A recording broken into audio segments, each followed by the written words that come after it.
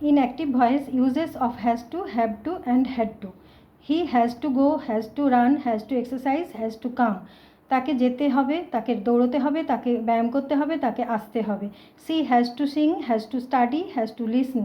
তাকে গাইতে হবে, তাকে পড়তে হবে, তাকে শুনতে হবে। Mary has to cook, has to learn, has to pick flowers. ম্যারিকে রান্না করতে হবে, ম্যারিকে শিখতে হবে এবং ম্যারিকে ফুল তুলতে হবে। It has to fly, has to done, has to learn, has to tell.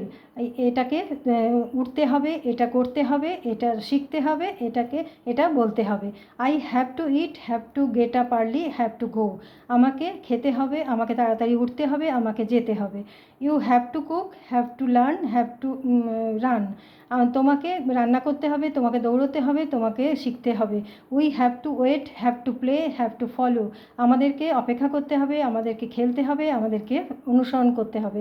They have to talk, have to guard, have to prepare. তাদেরকে কথা বলতে হবে, তাদেরকে পাহারা দিতে হবে, তাদেরকে প্রস্তুত হতে হবে। I had to clean the room, আমাকে রুমটা পরিষ্কার করতে হতো বা হয়েছিল। You had to pay the bill, তোমাকে বিলটা পে করতে হতো বা হয়েছিল। We had to learn spoken English, আমাদেরকে স্পোকেন ইংলিশ শিখতে হয়েছিল বা হতো।